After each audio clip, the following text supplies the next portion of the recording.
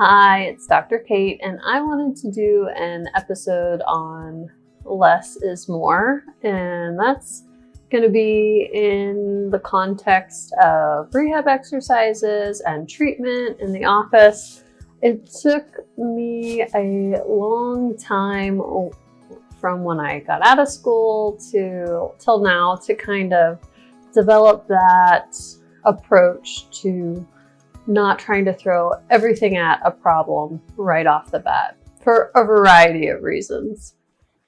From a nervous system standpoint, too much all at once can just be an overload, and from a figuring out what works standpoint, it can be too much all at once.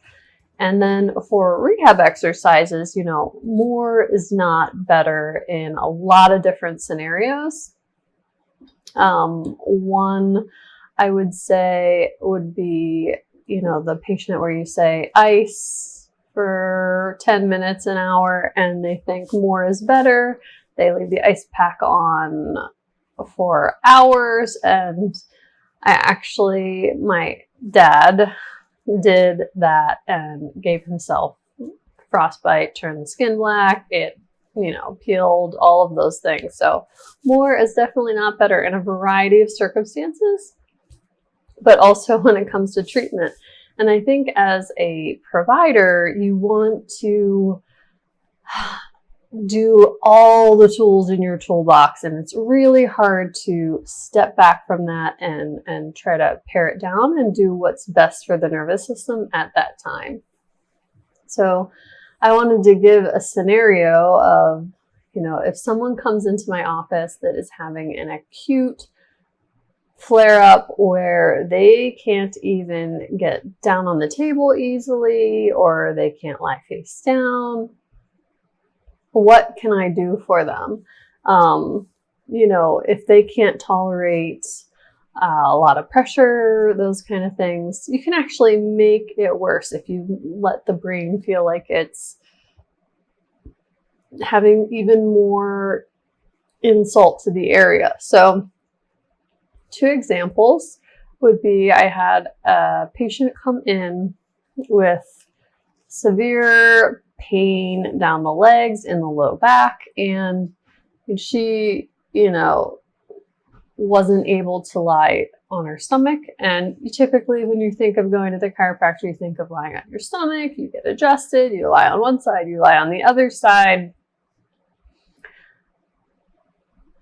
I didn't do any of those things. I did a full exam. With the orthopedic tests, I was leaning heavily towards a disc issue. And from a rehab standpoint, I know that getting the right intra-abdominal control is that first key step in helping to support around a herniated disc. So I simply had her lie on her back, and I coached her through supine 90-90 breathing, which if you go to my Instagram, we have that exercise on there, or TikTok, any of the platforms. That is a standard breath work style that we do all the time. I simply laid her down on the table, propped up her legs on an exercise ball, held it for her, coached her through slowly learning to get that 360-degree expansion of the rib cage, breathing into the painful area. And we did that for 20 minutes. And then we did some really, really light stimulation around the diaphragm, and some really light stimulation around the low back musculature while she was seated. Not to use super deep pressure to rub a sore muscle out or anything like that, but just to give the brain different input, different sensory input to that area. So nothing intense, nothing deep, nothing hard, just to help her to repressurize her core and be able to override that pain signal. So with pain, it takes the same pathway up to your brain as light touch. So I will do a very light, soft stroke with the rock blade, which is a metal tool that we use in the office. And it actually also comes with a black, I don't even know how you want to say it, but it looks like a comb on it. And you can do light brush strokes to help with that overriding the pain signal. So I do that in the office, and then I'll have them do something similar with a paintbrush or some type of brush, soft touch to the area, just to give the brain a little rest from the pain signals and give it something different to view. And then always have them do the breath work. She was able to walk out, obviously not 100%, but a little relief, so that maybe on the next visit, she could be able to lie face down. Those little baby steps to getting you some relief and being able to actually do any kind of rehab type exercises.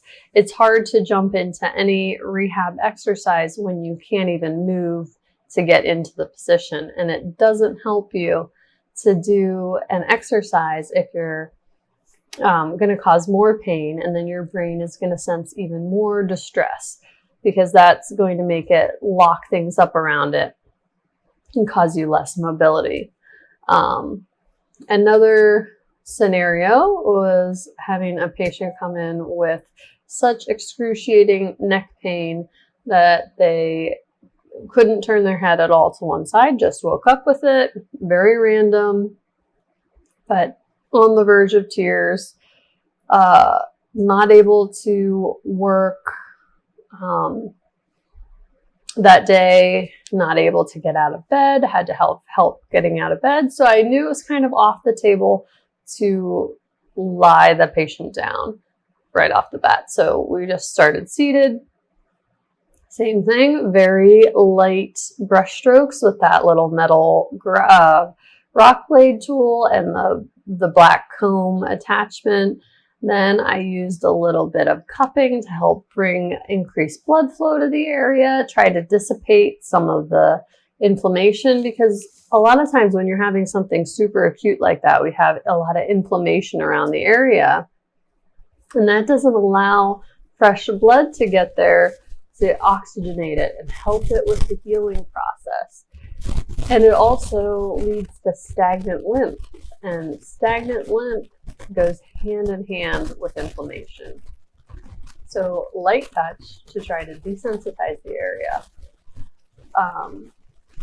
Cupping to help get that fluid dynamic moving again, to try to decrease inflammation and increase blood flow to get the oxygen there to help it heal.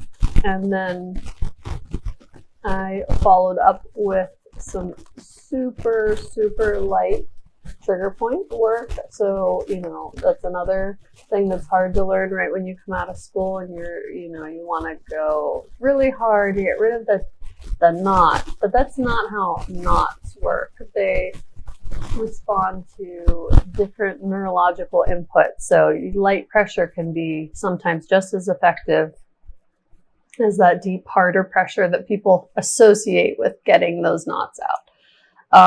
And then follow it up with some rock tape, cut in strips to help even more facilitation long-term on getting the inflammation out of the area and trying to calm the area down. And another thing to keep in mind is that if it's one-sided pain, like this patient's was one-sided neck pain, I also worked the good side, because giving brain input to that side is going to also affect the other side. So that's also important, and that's a much more comfortable way to work this very aggravated, very painful area. So actually, I forgot to mention that I worked the good side first and then moved on to the bad side. And that's the same with like when people come in with shoulder issues, I usually have them work both sides, the good side, range of motion, and the bad side, because the brain gets benefit from working the good side as well and gives that info to the bad side. So just something to keep in mind if you have an injury, don't neglect your good side. So yeah, somebody coming in with a very acute problem, you might not even need to lie the patient down on the table. You could do all seated and work within their pain-free range, because you don't want to increase their pain. You want to meet them where they're at and slowly introduce that movement and baby step into getting more mobility and more pain-free mobility, so that once you hit that point, then it's time to strengthen and figure out where the weak spots are, what caused that problem, and how can we avoid it from happening again, because it most likely didn't happen for no reason. So once you're out of the acute flare-up and you're all set and ready to introduce some movement, maybe some strengthening, then we see what's the why behind why this happened, and where can we go from here to figure out how we can prevent this from happening again. So that's that stepping stone. And some people just want to get out of pain and they don't really want to take it to the next level of, I don't want this to happen again. I mean, you got to meet your patient where it's at, where they're at, and not, if they don't want to do the next step, that's totally fine. That's up to them. Just come see me again when this crops up. And, if it gets worse, the next time maybe you will want to do some preventative stuff down the road. So it's totally up to every person. I am there as a resource and to help you with the journey that you want your health to take. So everybody's different, and everybody has a different timeline or schedule, that kind of thing. So important to keep in mind. But I wanted to comment on and talk a little bit about how less can often be world of better and not create that increase of brain seeing the pain as a threat. So we want to be kind of slow and maybe do less to get a better outcome, which is hard as a practitioner. You want people to feel better immediately. And it definitely has taken, I've been out of school since 2007, and it's taken years to kind of trust the process and do less and trust that will be the better thing usually.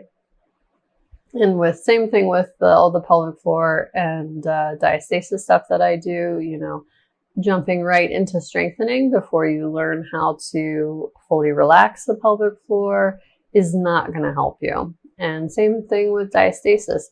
If you push through the strengthening exercises, there's that very fine line of we're building that proper intra-abdominal pressure, but now we've passed it and now we're making the coning worse. Or if you have a prolapse, you're working on that intra-abdominal pressure. You passed it, your prolapse gets worse. So it's being very gracious with yourself and finding what's the right amount with you. That's like a key part in any type of rehab, is finding that amount that is just enough so that you make progress, but you don't backslide. So it takes practice and it takes trial and error, but don't get discouraged. And so that is our my little spiel on less is more, because I think it's important, and you often get people that are used to the more is more approach and they have a hard time shifting mindset and getting on board with a less is more approach. But I guarantee that it will be more beneficial for you in the long run.